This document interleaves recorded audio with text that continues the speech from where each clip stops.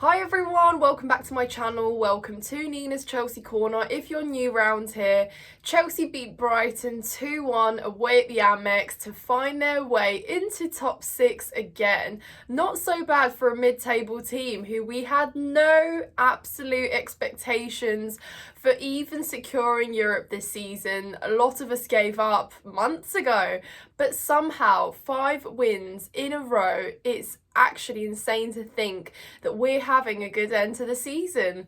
Who would have thought? Who would have thought? It's all come together in the end. Injuries have returned, players that we've been waiting to see all season. It's clicked in, and it's clicked in perfectly. Just a shame that we left it so late.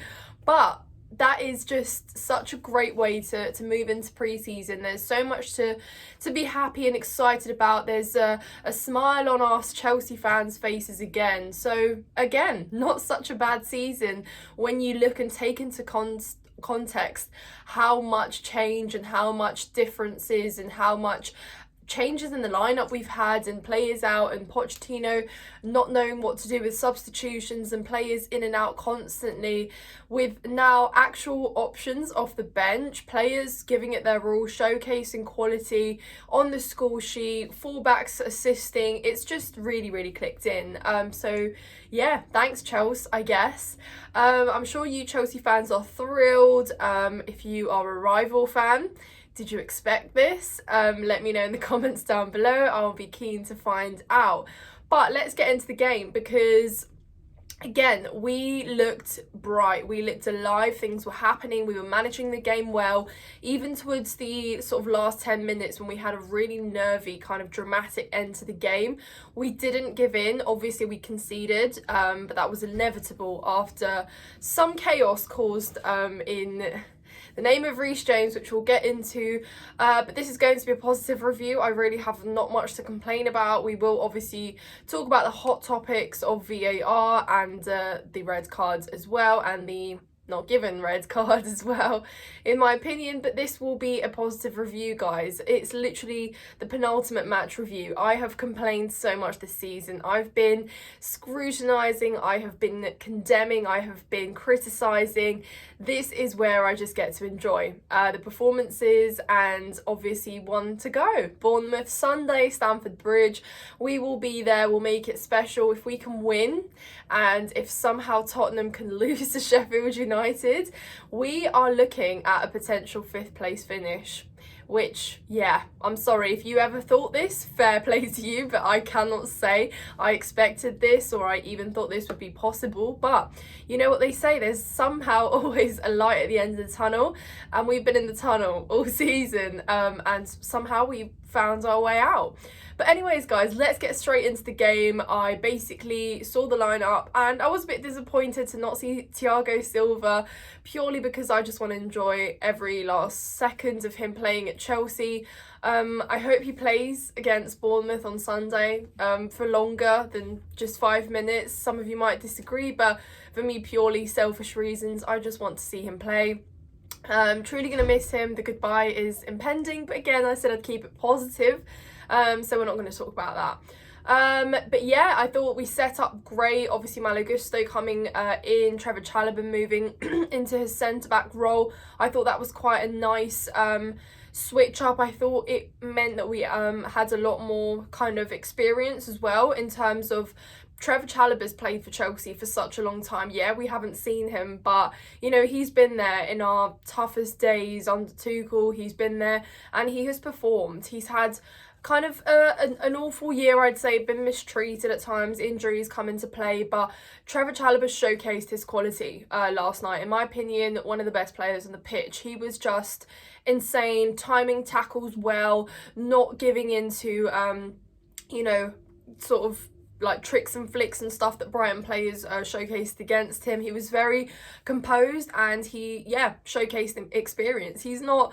obviously our academy player, but he's not that youngster anymore. You know, he has really grown to become quite the player. So it'll be interesting to see what his future at Chelsea looks like.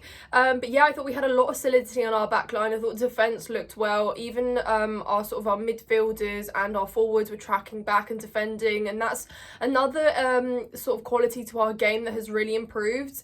Even Sterling, when he came on, was tracking back, and I thought, who are you? Yeah, who's that? But yeah, a lot of things look good. I thought we were managing the game well in the first half. We were in control.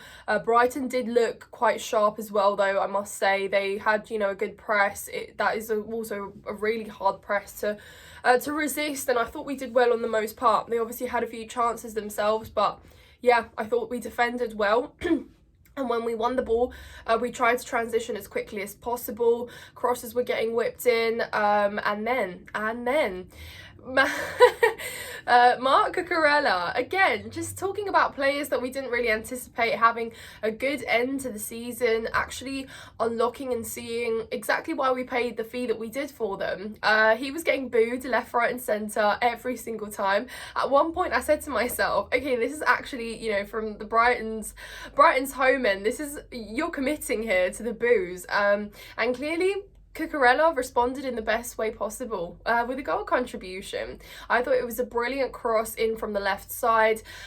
He was very persistent there as well to get that cross off, so I thought it was great. And then Cole Palmer, there to meet it, connected so well with that cross, headers it straight in. It's a fantastic goal.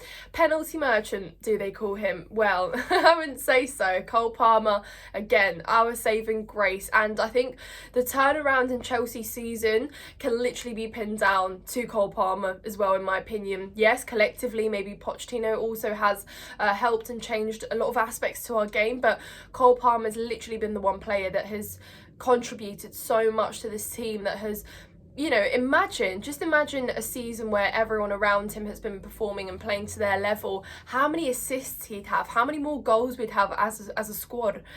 He easily could have had another 2-3 assists last night as well. But anyways, when he's there to open the scoring, put the game in our hands, he does it, and it's just a great goal.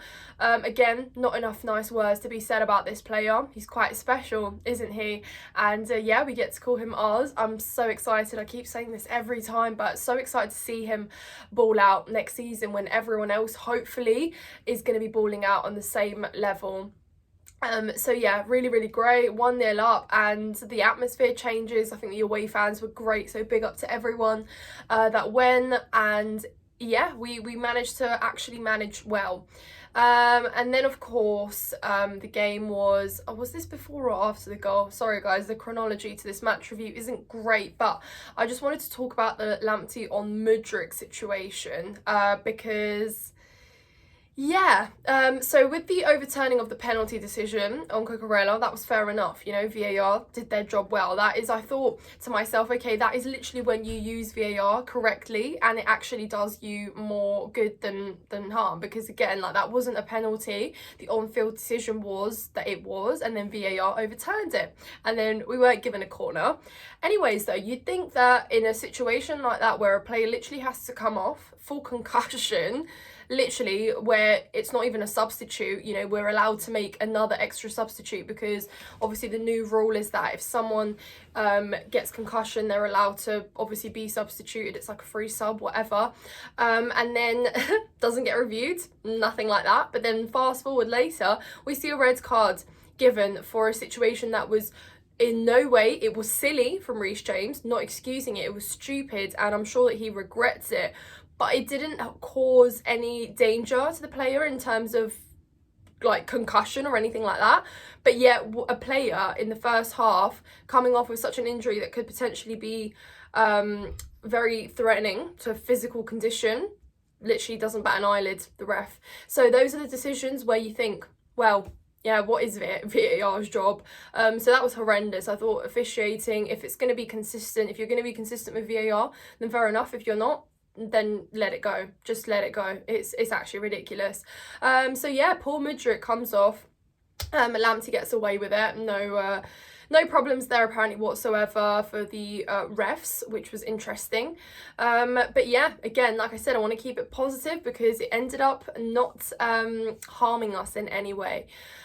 And yeah, Chelsea I thought showed good spirit. We showed good fight, because in the second half Brighton came out really looking for something. They came out really hungry, and I thought they were asking questions. I thought again there were some good clearances. I think Petrovic had a few saves as well. Jackson had an opportunity to double our lead. He didn't. Again, it was one of those games where you were a little bit frustrated, because when he received that final pass, he either took a touch that was too heavy, or didn't manage to shoot in time. Yeah, it was just a little bit frustrating at times, but that's what you get with Jackson. And he's going to go into pre-season, guys, I promise you, and he's going to ball out again. He's going to be scoring us goals. He's going to be showing us exactly what he did last season and showing us why we brought him in from La Liga. And that's just Jackson for you. He's got obviously a lot to improve to his game, but when you look at it, when you look at his numbers, it's not such a bad season for your first year in the Premier League, being so young. And basically having all of the kind of belief put in you as a striker, as a number 9 that's supposed to deliver goals, because we literally just only have you. So I think he's had a lot of pressure, and for that pressure, I think on the most part, he's done quite well. But again, Nkunku's back, and we know what a Jackson with an Nkunku on the pitch can be like. So that's another kind of exciting little duo that I'm looking forward to seeing next season. Hopefully all is well, everyone's fit, and yeah, so obviously moving, yeah, again, like I said, I thought we were moving the ball well. I thought midfield was doing a great job. I thought Cucurella again looked really good. Trev with the clearances, Badiashile as well, who could have had a potentially really good assist as well, but Jackson's finish was ruled out. And yeah, I thought again it looked bright, it looked great. And then the substitutions. Let's talk about the substitutions, guys, because we know for the majority of the season we've not had options off the bench. It's been no secret to anyone. We've literally looked at our bench at times and said, well, no offence, but that's all inexperience. We've literally got academy players on the pitch after spending so much money. And while it's great that we have so much young talent, it's not really good enough when we haven't seen them play, and they're expected to just come on and perform. So how refreshing is it to see that you've got, a Sterling, an Nkunku, a Reece James, all these players on the bench that you could call for if need be. And that's exactly what we did. I thought the substitutions made sense. Nkunku obviously I think came on a little bit earlier than anticipated for Pochettino. I think he obviously hadn't things like gone like that with Mudryk. Don't think he would have made that sub so early, but it all worked out, didn't it? I thought Nkunku looked so sharp when he came on, guys. Those little touches to get out of tight space, to move the ball forwards, always trying to look forwards as opposed to backwards, great passes, just so confident and composed on the ball.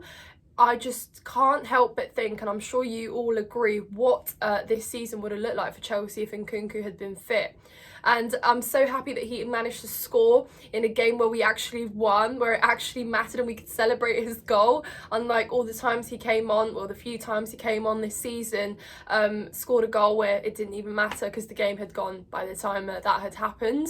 And the blue balloon. Oh, guys, the blue balloon. I said to myself, I was literally thinking it as soon as he came on. I was like, I wonder if Nkunku's got his blue balloon, but he obviously carries it to every game. He has it always. And we saw it, and it was just perfect. It was perfect. This is what we've deserved to see. I'm sorry, count your blessings. It's been a dull season. It's been a roller coaster. It's been a whirlwind of emotions. So we deserve that. So fair play. Absolutely brilliant from Nkunku. It's a great finish. It's obviously a great cross as well from Malo Gusto. And yeah, and it's just as perfect as can be. And then obviously it was slightly tarnished by the Reece James red card situation, which I already talked about. Not going to get too much into it, but Reece knows that's just unacceptable. He needs to do better. He's captain. We've had conversations about discipline many times, and that's just unnecessary, Reece, because we've had you out for reasons that you can't control, and that's being injury and your fitness. Fair enough, nothing you can do about that. That's not necessarily your fault. But to have you out for a decision that you made, for your action that was deliberate and just unnecessary, it's just not good enough, because now we don't have our captain for the next few games. Start our season without our captain. So yeah, I'm sure that he's going to be disappointed in himself. But yeah, not going to dwell on that. It did cost us. Welbeck obviously scoring. I mean, come on, it's written in the stars. When does Welbeck not score against us? And it's nervy end to the game, but that just tells you a little bit that there is that Chelsea, because we've seen that all season, haven't we? We've not been able to enjoy a game or like manage it well throughout the 90, but that was not the case. 3 points, so necessary, so necessary. Man United obviously won against Newcastle as well, so that night just worked out. It really did work out. Into the final day, guys, into the final day. Miracles could happen. Who knows? Who knows what that Tottenham-Sheffield United game's going to look like? I think Sheffield have had like 3 wins this season, but considering how Tottenham's season has gone towards the end, wouldn't be surprised. Let me know what you guys think in the comments down below. But I'm all focused on our game. If we can just put on a performance. It was 0-0 last time against Bournemouth. Yes, it was 0-0. We couldn't score. It wasn't a great game, and this time we've got all to play for, and it's gonna be great. Obviously, I hope that we can win. We can have a good send off into pre-season, a great finish, Europa League secured. And yeah, guys, I'm thrilled. I'm happy. We deserve it. Enjoy this. I hope you've enjoyed this video. If you have, please hit the like button. Subscribe to the channel if you haven't done so already. Let me know your thoughts in the comments down below, and I will see you for the final day. Up the Chelsea.